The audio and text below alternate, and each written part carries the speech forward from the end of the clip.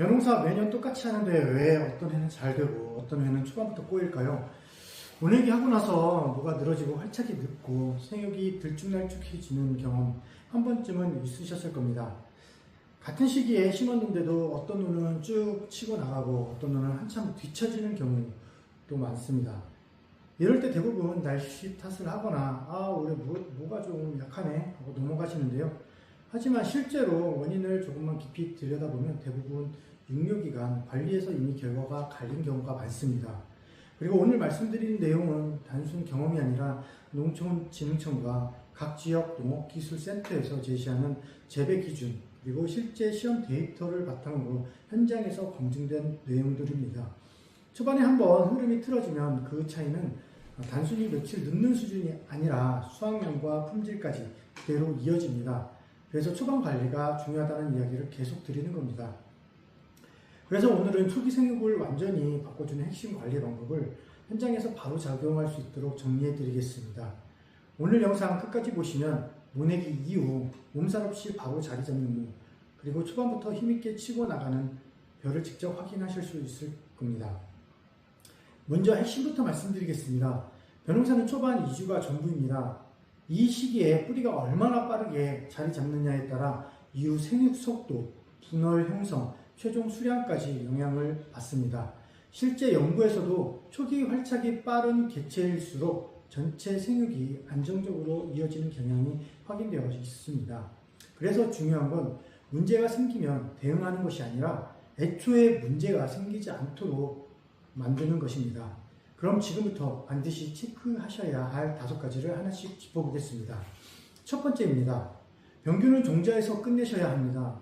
병의 시작은 대부분 종자입니다. 키다리병, 도열병 같은 병에는 이미 씨앗 단계에서 감염되어 들어오는 경우가 많습니다. 그래서 종자 소독을 할 때에는 반드시 온도와 처리 시간까지 정확하게 지켜주셔야 합니다. 이 기준은 농촌진흥청에서 권장하는 방법으로 온도나 시간이 맞지 않으면 방제 효과가 크게 떨어집니다. 그리고 또 하나 중요한 것이 파종 밀도입니다. 씨를 너무 빽빽하게 뿌리면 목판 내부의 통기성이 나빠지고 습도가 올라가면서 모잔류병이나 뜸묘 발생 가능성이 급격히 높아집니다. 실제로 밀식 상태에서 병 발생률이 증가한다는 연구 결과도 여러 번 확인된 바 있습니다. 그래서 적정 파종량을 지키는 것 자체가 가장 기본적이면서도 강력한 방제 방법입니다. 두 번째입니다. 온도 관리, 특히 냉해를 막아야 합니다. 4월과 5월은 낮에는 따뜻하지만 밤에는 기온이 크게 떨어지는 시기입니다. 이때 가장 많이 발생하는 문제가 바로 저온 스트레스입니다. 모판을 너무 일찍 외부로 내놓으면 꽃샘 추위에 노출되면서 생육이 멈추거나 잎색이 변하는 냉해 증상이 나타날 수 있습니다. 벼는 일정 온도 이하에서는 생리활동이 급격히 떨어지기 때문에 야간 보온 관리는 선택이 아니라 필수입니다. 그리고 여기서 반드시 짚고 넘어가야 할 것이 순화, 즉 경화 과정입니다. 하우스 안에서 자란 무는 온도와 습도가 안정된 환경에 익숙해져 있기 때문에 바로 외부 환경에 노출되면 적응을 못하고 스트레스를 받습니다. 그래서 일정 기간 동안 점진적으로 외부 환경에 적응시키는 과정이 반드시 필요합니다.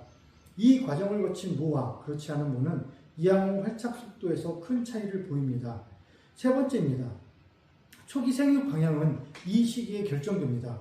많은 분들이 초기에 빨리 키우고 싶어서 질소 비료를 많이 주는 경우가 있는데 이게 오히려 독이 되는 경우가 많습니다. 질소가 과하면 잎은 빠르게 자라지만 조직이 연약해지고 병에 취약해집니다.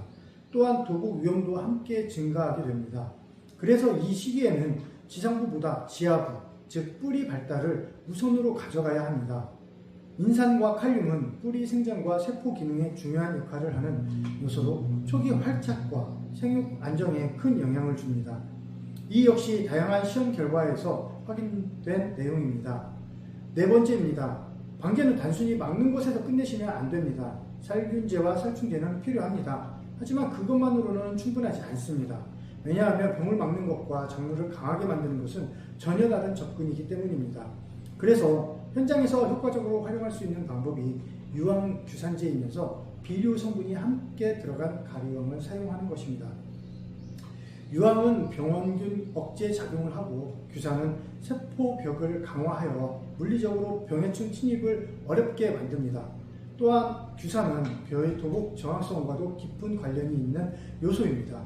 여기에 인산, 칼륨, 붕소, 몰리브덴이 함께 작용하면 뿌리 활착, 세포 분열, 초기 생육 안정까지 동시에 유도할 수 있습니다. 즉 단순히 병을 막는 것이 아니라 작물 자체의 체력을 끌어올리는 방식입니다. 사용 방법도 간단합니다. 육묘 기간 중 살충제나 살균제를 처리하는 시기에 맞춰 가리왕을 1000배로 희석하여 옆면 살포해 주시면 됩니다.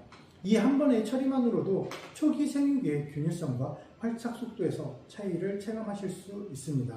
5번째입니다. 모내기 전에 이미 결과는 결정됩니다. 육묘기 관리가 잘 된 모는 이양시 모판이 잘 깨지지 않고 논에 옮겨 심은 이후에도 빠르게 활착합니다. 반대로 육묘기 관리가 부족한 모는 이양 후 늘어짐 현상이 나타나고 회복까지 시간이 오래 걸립니다. 그리고 그 차이는 이후 생육과 수량까지 그대로 이어지게 됩니다. 그래서 농사는 초반이 전부라고 말씀드리는 겁니다. 정리하겠습니다.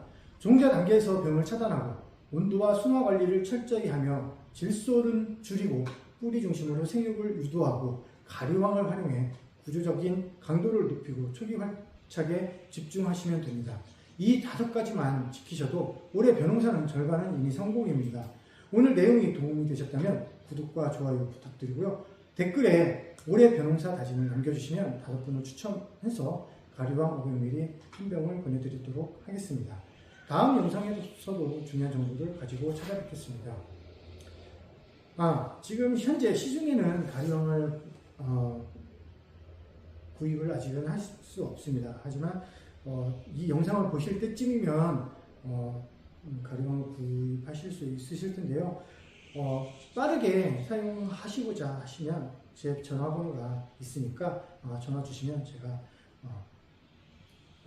발송해 드리도록 하겠습니다. 지금까지 안신농장 하얀미리였습니다. 올해 풍년농사 하시길 바라겠습니다. 감사합니다.